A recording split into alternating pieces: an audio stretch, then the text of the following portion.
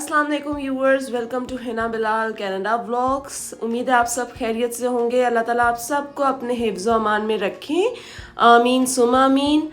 और आज मैं बनाने जा रही हूँ खस्ता किस्म की कचौरियाँ। और ये कचौरियाँ बनाते हुए मुझे बहुत ज़्यादा अपनी अम्मी की याद आई, क्योंकि माँ ऐसी चीज़ है कि बंदा जब बचपन में और ख़ुसूसन लड़कियाँ जब अपने घर होती हैं तो किस तरीके से बंदा जो है वो मतलब मुझे आज रोज़ा भी लग रहा था। कभी कभार बंदे के दिन होते हैं कि कभी बंदा थकावट होती है, बंदे के सर में दर्द होता है, और रोज़े में कभी कभार औरतों को मतलब नहीं बनाने का दिल कर रहा होता, लेकिन आपके पास कोई और ऑप्शन नहीं होती है। तो आप लोगों को फिर उस वक्त माँ की कदर आती है, माँ की याद आती है कि किस तरीके से हम लोग जो है वो अपने जब शादी से पहले अपने घर में होते हैं तो हमारी माएँ हमें सैरी पे उठा रही हैं, हम बोलते हैं अच्छा हम उठते हैं, फिर उसके बाद पराठा सामने रख दी है। अब हमारी आंखें भी खुली बंद हैं, आधी खुली होती हैं, लेकिन हम लोगों को होता है कि हमारी माँओं को होता है कि नहीं, ये कम से कम सैरी करें ताकि इनका पेट भरे। तो वो अब कोई बोलने वाला नहीं होता। सुबह सुबह के टाइम, सैरी के टाइम कई दफ़ा जो है ना बंदा जब अकेले, या फिर मैं सुबह सैरी कर रही होती हूँ तो कई दफ़ा फीलिंग आती है कि वो जो टाइम था ना कि सारे बहन भाई साथ बैठे हुए, माँ बाप एक टेबल पे बैठे हुए, सुबह उठे हैं, तो वो एक अंडा और पराठा भी या फिर कबाब और पराठा भी, पूरा साल मैं पराठा नहीं खाती थी और सिर्फ रमज़ान में मैं पराठा खाती थी। और उस वक्त जो है ना मैं अम्मा को बोलती थी मुझे पराठे की देसी घी की जो खुशबू है वो मुझे नहीं अच्छी लगती, और कुछ लोग होते हैं उनको नहीं अच्छी लगती, तो मुझे नहीं अच्छी लगती थी शादी से पहले। और मतलब मैं बहुत ज़्यादा नखरे करती थी, और मतलब माँ बाप के घर में लड़कियाँ किस तरीके से नखरे करती हैं और अपने नाज उठवाती हैं। तो वो सैरी का टाइम मुझे साथ सैरी करते हुए याद आ गया कि किस तरीके से हम लोग जो है ना लड़कियां ख़ास तौर पे, क्या मतलब एक आपकी ज़िंदगी ही ना चेंज हो जाती है जब आप एक लाइफ से दूसरी लाइफ में जाते हैं। और लिटरली हम लोगों ने जो जितने साल उधर गुजारे होते हैं, और वो सब कुछ छोड़ छाड़ के बंदे को अपनी नई ज़िंदगी शुरू करनी पड़ती है एक नए सिरे से, और आप पे खुद ब खुद एक एहसास ज़िम्मेदारी आ जाती है, और आपको समझ नहीं आता कि ये ज़िम्मेदारी जो है ना ये कितनी आप कैसे करेंगे, आप कैसे पूरा करेंगे ये। मतलब आज पहले हमारी माएँ हमारी इस जगह पे होती थी और हमें उठ के सैरी बना के देती थी, और हम मज़े से जो है वो बेड से निकलते थे, एंड मज़े से हम लोग जो है आराम से बैठ के सैरी की, कुरान पाक पढ़ा, नमाज़ पढ़ी, वापस हो गए। बेखबर ज़िंदगी थी, लेकिन कुछ ही चीज़ों में आपकी ज़िंदगी पलट सी जाती है। और जब आप ऐसे काम कर रहे होते हो तो फिर उस वक्त जो है ना आपको अपनी माँ की याद आती है।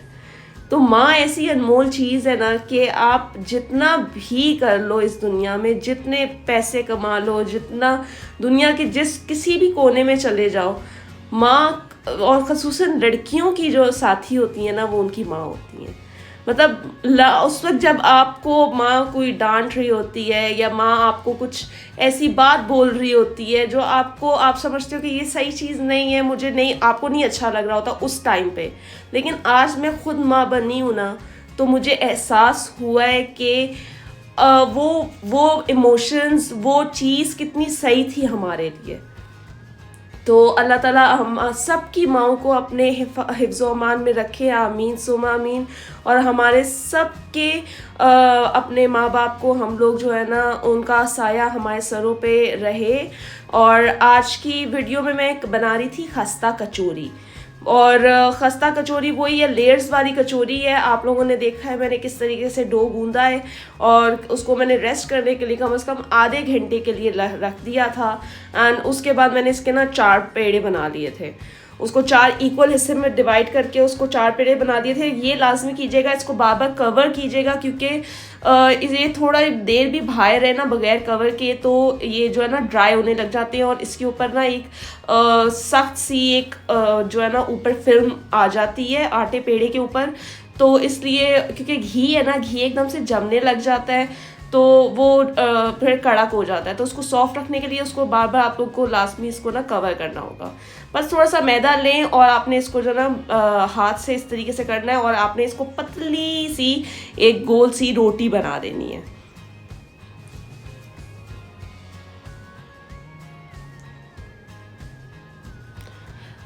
बस फिर ये पतली सी रोटी बनाने के बाद इसको देसी घी लेना है, और जो भी आप लोगों के पास कोई सा भी ब्रांड हो देसी घी का, उसको लेना है और उसको अच्छी तरीके से इसको ऊपर से ब्रश कर देना है। और साथ में आपने इसके ऊपर छिड़कना है मैदा। बहन भाइयों के साथ जो नोक झोंक होती है आपके अफ्तारी के टाइम या सहरी के टेबल पे, या कोई जो डिस्कशन होती है, मतलब वो चीज़ ही और होती है, वो वक्त ही और होता है।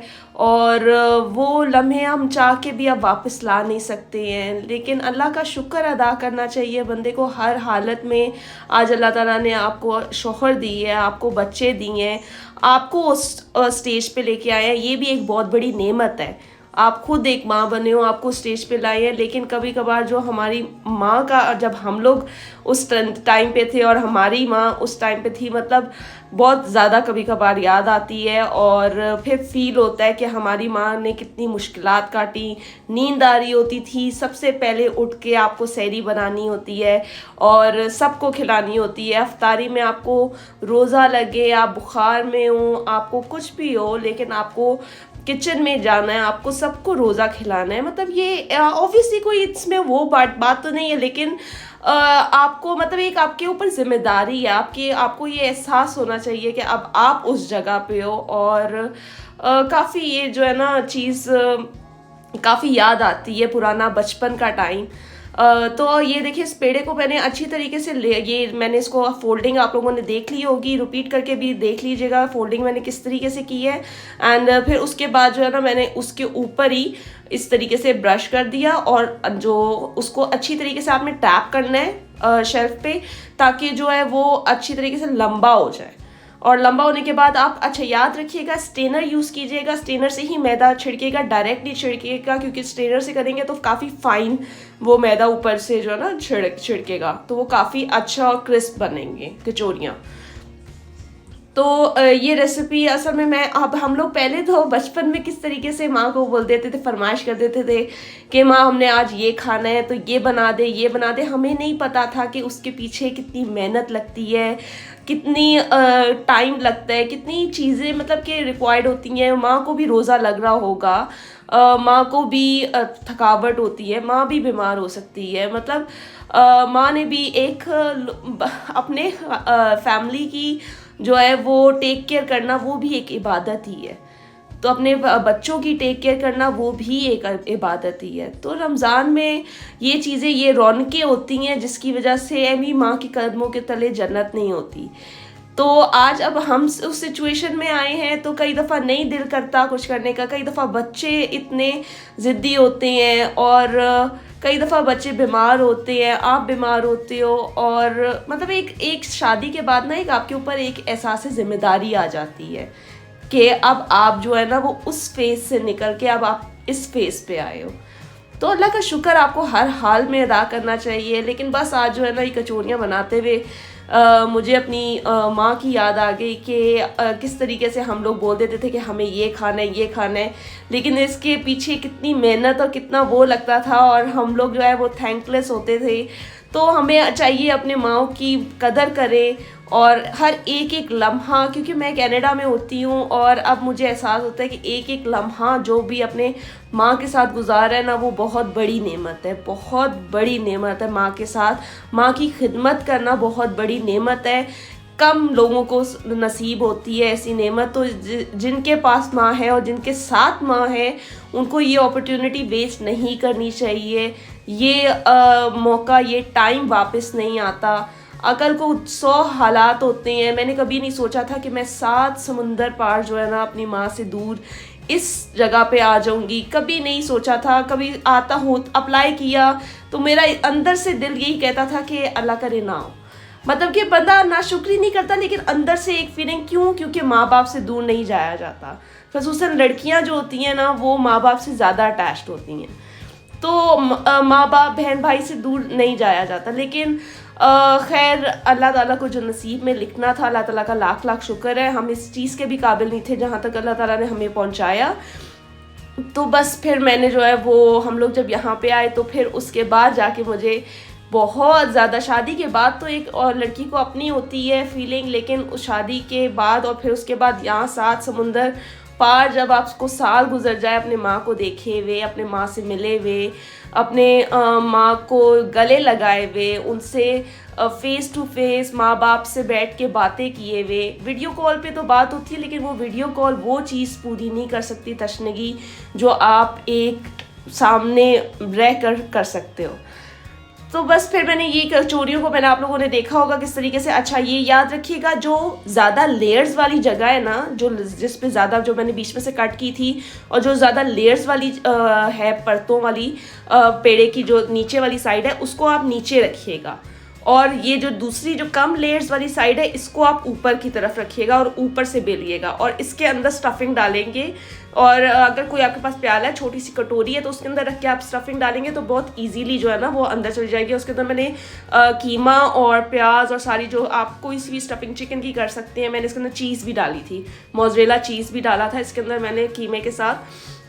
तो चीज़ कीमा बेसिकली कचौरी है। और इसको मैंने फिर साइड पे जो है ना, आप पानी हल्का सा लगाएंगे और उसके बाद आप इस तरीके से, जैसे कर्टन होता है ना, उस तरीके से आप इसको फोल्ड करते जाएंगे और इस तरीके से आप बंद कर देंगे। और ऊपर से आप लाजमी घुमाइएगा ताकि आपकी कचौरी ऐसे हल्के हाथ से आप घुमाते जाए और फिर उसके बाद हल्के हाथ से आप उसको प्रेस करें।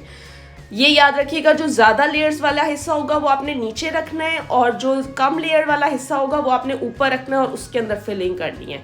और ज़्यादा ज़ोर से मत बेलिएगा, क्योंकि अगर आप ज़ोर से बेलेंगे तो उसकी परतें बैठ जाएंगी। वैसे तो मेरी 8 कचौरियाँ इतने से मेजरमेंट से बनी थी। मैंने 2 कप मैदा लिया था, बाकी सारी चीज़ें आपके सामने हैं। एक चुटकी अजवाइन, 1 चुटकी ज़ीरा और हाफ़ टी स्पून नमक, और साथ में जो है 2 कप मैदा मैंने लिया था। और नीम गर्म पानी से जो है ना मैंने उसको गूंद दिया था, और आधे घंटे के लिए मैंने उसको साइड पे ढक के रख दिया था। लेकिन जो है वो आप लोगों के सामने, और मैंने इसके अंदर सिंपल चीज़ और कीमा की स्टफिंग की है। तो आप लोग इसको दोबारा ज़्यादा जो है ना वो प्रेस नहीं कीजिएगा बेलते हुए, क्योंकि इसकी फिर लेयर्स बैठ जाएंगी, इसकी लेयर्स और जो परत है ना वो इसकी खुलेंगी नहीं। और मीडियम लो फ्लेम पे इसको 6 से 7 मिनट तक पकाइएगा। एक साइड पे 2 से 3 मिनट दीजिएगा और नेक्स्ट साइड पे 2 से 3 मिनट दीजिएगा। और ये मज़ेदार आपकी खस्ता किस्म की, ये हल्का सा जो है ना कीमा, जब मैं मेरे हाथ पे लगा हुआ था वो कीमा जो है ना वो उस कचौरी पे हल्का सा ऊपर से लग गया था, जिसकी वजह से आपको वो थोड़ी सी ब्राउन ब्राउन दिख रही होगी। बाकी ये बहुत ही ज़बरदस्त माशाल्लाह गोल्डन किस्म की खस्ता कचौरियाँ बनी हैं। अगर आप ये अपने और अफ्तारी में खाएंगे तो वाह वाह आपकी हो जाएगी। उम्मीद है आपको ये वीडियो पसंद आई। इस वीडियो को लाइक और शेयर करें, और हिना बिलाल कनाडा ब्लॉग्स को सब्सक्राइब करना ना भूलिएगा। शुक्रिया।